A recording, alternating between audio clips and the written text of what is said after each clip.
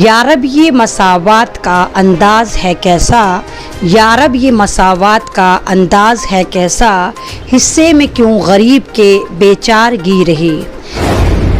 मैं अमन रिजवी एक बार फिर मेवात आज तक पर आपके सामने हूं और मुद्दा वही पुराना है। जैसे आप जानते हैं 16 मई की बात है, ईद से दूसरा तीसरा दिन था जब एक मुस्लिम युवक जिसका नाम आसिफ था उसको मर्डर कर दिया गया था। जब आसिफ का कत्ल करा गया था या मॉब लिंचिंग करी गई थी तो उसकी मॉब लिंचिंग में जो था वो गुज्जर समाज बढ़ चढ़कर आगे था।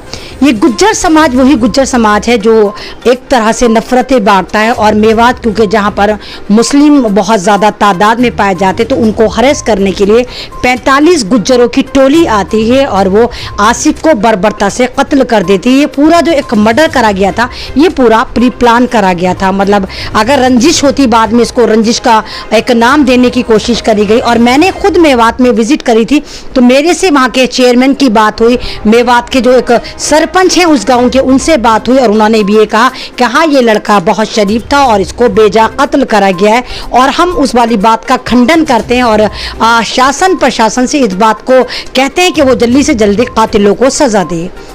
लेकिन बाद में ये एकदम से उल्टा कर दिया गया। जिस तरह आसिफ को कत्ल करा गया, गोलियां मारी गई उसको, उसके जो बर्फ़ तोड़ने वाला सुंबा होता है उससे पूरी बॉडी को गोद दिया गया, उसकी पसलियां तोड़ दी गई, तलवारों से चाकू से नामालूम किन किन चीज़ों से उसको वार करके पूरी की पूरी उसकी मॉब लिंचिंग कर दी गई। मॉब लिंचिंग करने के बाद अभी गुज्जर समाज इतनी दादागिरी पे उतर कर आ गया है कि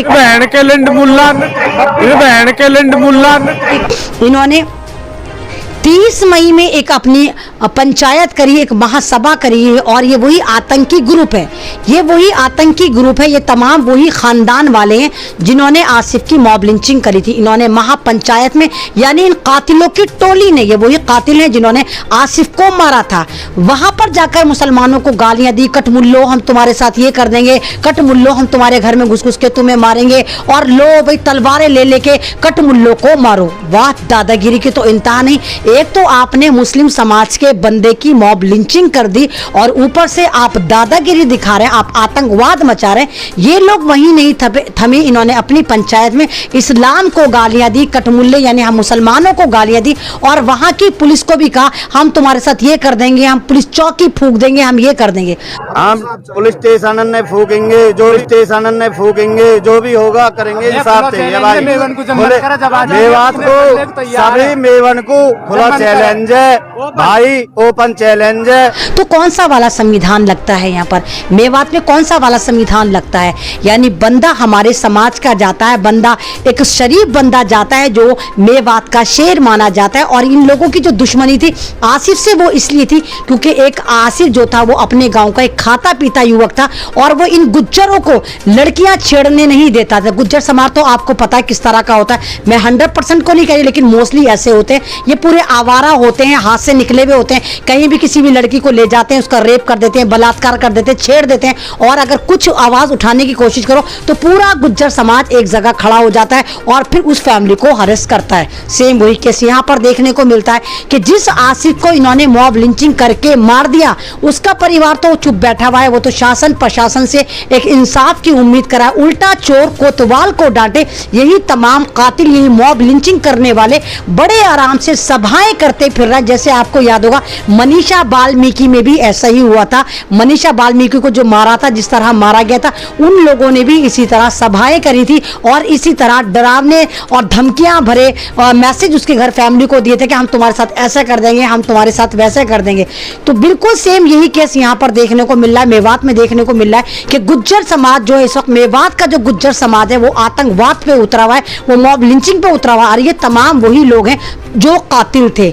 45 लोग एक साथ जमा होते हैं और उस बंदे को मार देते हैं, सिर्फ इसलिए मार देते कि आसिफ मुसलसल इन लोगों को इस काम से रोकता था कि ये लड़कियों को छेड़ते थे, लोगों को परेशान करते थे, ये मुस्लिम युवकों को परेशान करते थे, ये गांव में जितने भी दबे हुए लोग फिरके थे उनको परेशान करते थे। तो मैं सवाल करती हूँ कहाँ है कहाँ है मेवात का शासन प्रशासन? क्या वहाँ पर दंगल राज चलता है? क्या वहाँ पर गुज्जरों का आतंकवाद राज चलता है? क्या वहाँ संविधान नहीं चलता? क्या वहाँ पर इसी तरह नौजवानों की मॉब लिंचिंग कर दी जाएगी और फिर यही मॉब लिंचिंग करने वाले अपनी सभाएं करेंगे, मुसलमानों को गालियां देंगे, इस्लाम को गालियां देंगे, भारत के संविधान को गालियां देंगे और ये धमकी देंगे कि हम पुलिस स्टेशन फूंक देंगे? कहाँ है पुलिस? ना पटवारी ने मर्डर किया, ना अडवाणी ने मर्डर किया।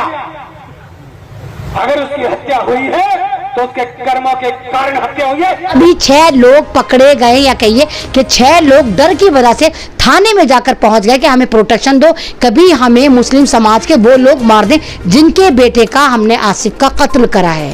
तो 45 लोग इस मॉब लिंचिंग में शामिल थे, जिनमें से अभी किसी का कुछ पता नहीं। से 6 लोग बचने के लिए थाने गए और ये गुज्जर, ये जितने भी ये मॉब लिंचिंग करने वाले, उन 6 लोगों को भी किसी तरह वापस लाना चाहते हैं और कह रहे हैं कि नहीं भाई, हमने कत्ल नहीं करा। और जबकि वो 6 लोग जो गए उन्होंने आत्मसमर्पण करा, खुद कहा कि हाँ हमने कत्ल करा है। तो ये दादागिरी कब तक चलेगी? ये मुसलमानों को किस तरह डराया धमकाया जाता रहेगा?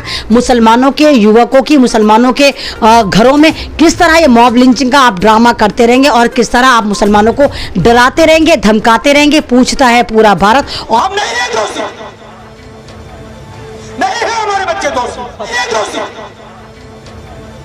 नहीं है हमारे बच्चे दोषी। और मैं शासन प्रशासन से रिक्वेस्ट करती हूं कि जितने भी मुजरिम लोग हैं उनके खिलाफ कार्रवाई होनी चाहिए और जितनी ये पंचायत करी इन्होंने गुज्जरों ने इन तमाम मॉब लिंचिंग करने वालों के खानदान वालों में, उनके ऊपर उचित कार्रवाई होनी चाहिए। और शासन प्रशासन को जितनी जल्दी हो सकता है उन मुजरिमों को जिन्होंने आसिफ की मॉब लिंचिंग करी थी उनको उनके इंजाम तक पहुंचाना चाहिए, उनको फास्ट ट्रैक कोर्ट से फांसी की सजा दिलवानी चाहिए। शुक्रिया, अल्लाह हाफिज़। मेरा लाइव, मेरी वीडियो अगर आपको अच्छी लगती है तो उसको ज़्यादा शेयर करें और इस चैनल को सब्सक्राइब करें।